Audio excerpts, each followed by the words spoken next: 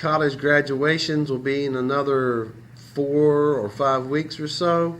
And unfortunately, not as many of those college graduates are going to be going into education.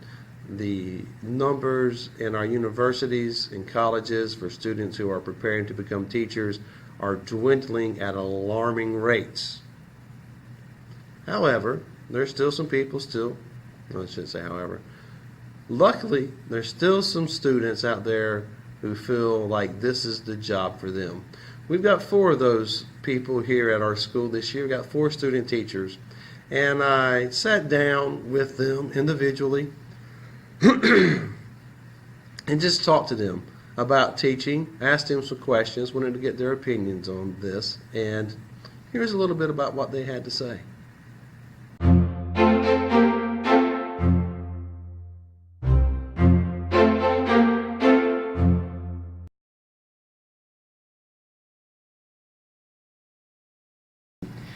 I am Allison Stillwell. I am a senior at North Carolina State University, getting my major in middle grades education for social studies and language arts with a minor in theater. My name is Sarah Benakdar. I'm a senior at NC State, and I'm an MSL major, so middle grade social studies and language arts.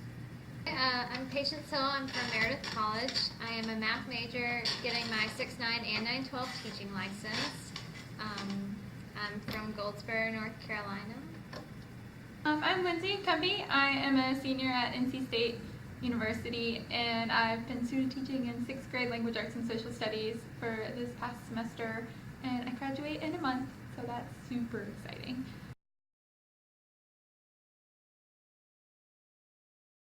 Unlike most teachers, I was actually a really bad student. Not like behavioral issues, but my grades were really bad. And I'd go home and I wouldn't try because I struggled a lot since my parents didn't really speak English. I couldn't read at first, so that's what set me back, because in all subjects you have to read. And then I got to high school. By then my mom could communicate with teachers. My dad still not so much, but my mom could actually like talk to teachers on the phone, do email.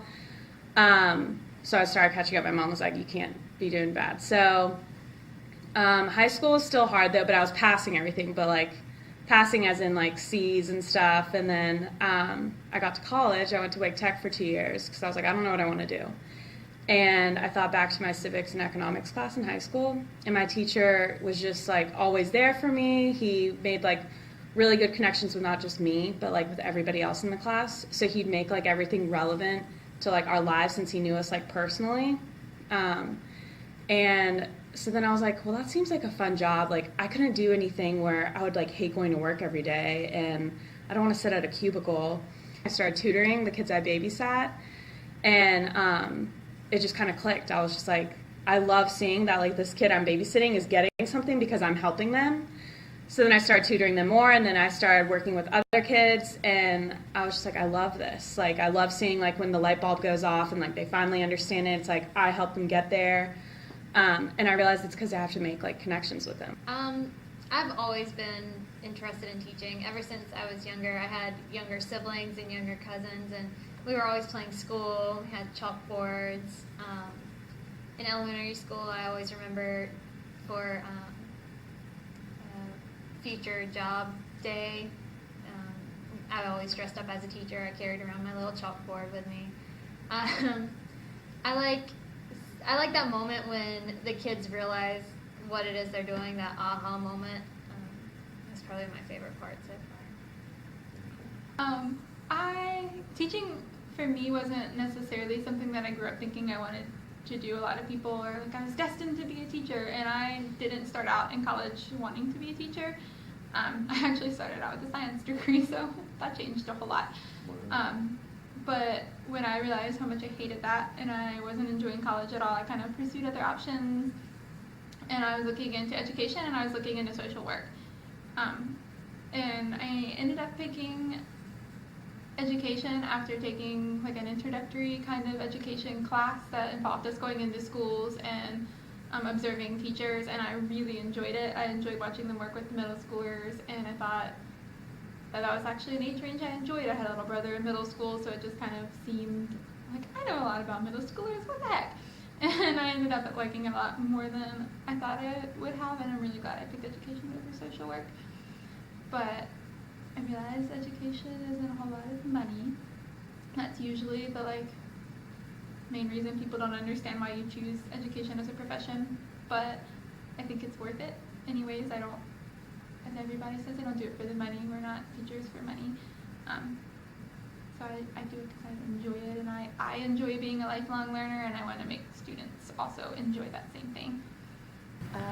I have always loved children, and I wanted to incorporate that as much as I could. I didn't know exactly how I wanted to do that, but I went and I volunteered in my aunt's kindergarten classroom, and I fell in love.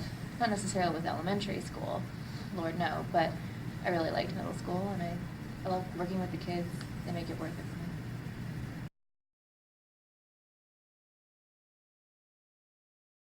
for me.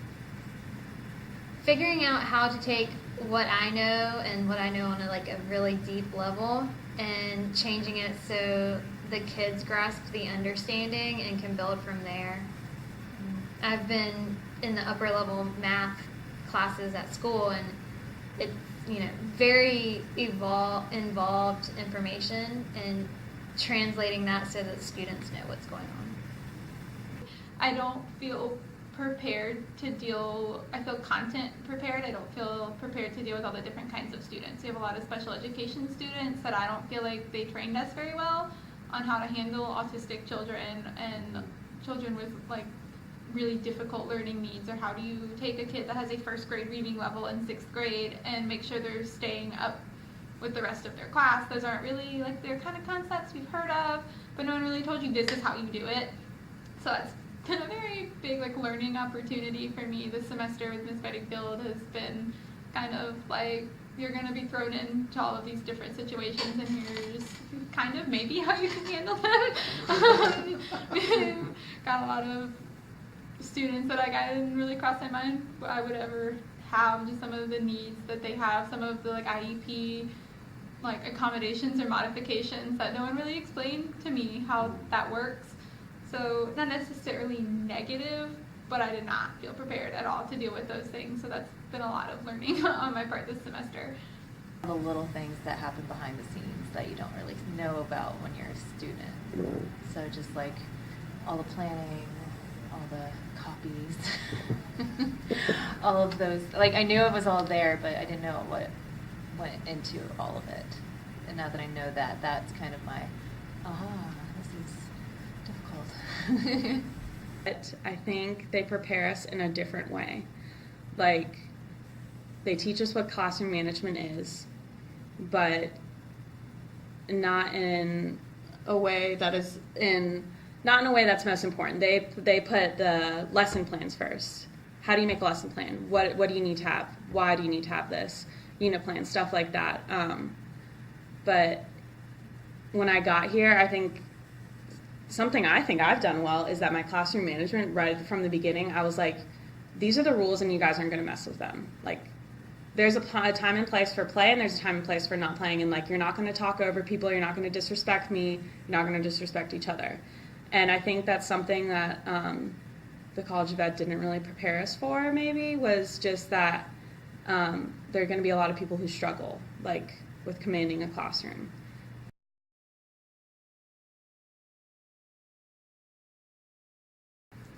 I don't really have any family that was in education other than grandparents that have passed already. So I didn't really have family influences. And I didn't really have any teachers that encouraged me not to. They're kind of cool. I'm not going to tell you what you're actually getting yourself into. They didn't really lie to me about it, but I didn't really have anyone who tried to persuade me otherwise. Right. My parents weren't necessarily enthused about it, more for the money perspective. So they're well, don't you want to pick something that's going to support yourself a little better? But other than that, no one was really, really negative about education. I had a lot of family friends, a lot of family friends who are teachers or went to become teachers. And most of them were very supportive. You know, you have the few that didn't have the best teaching experience or had a really bad, weren't at the best school for them. And so they were always like, do you really want to do that? Like, let's really think about this, because you could have something happen just like it happened to me, and you're not going to like that. But yeah, I definitely had a little bit of both. I really enjoyed my conversations with those 4 young ladies, and to hear and see their enthusiasm for teaching, to hear their thoughts about what it was going to be like, the things that they were struggling with, the things that they know they're going to have to work on.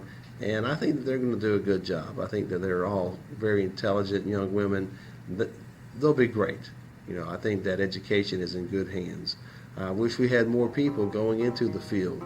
So if you've got a son or a daughter or a friend, nephew, whomever that wants to go into education, and they're a bright young person, or maybe a bright older person who's looking for a career change, if they can do kids a good service, encourage them to be part of it. Don't try to talk them out of it. Make sure that they understand what they're getting into, but encourage them to be part of that. Thanks for tuning in. I hope you enjoyed the conversations as much as I did. Please like, comment, share, and subscribe down below. Remember to hit that little bell so you can be notified when future videos are uploaded. Most importantly, give somebody a reason to hope and learn something new every day.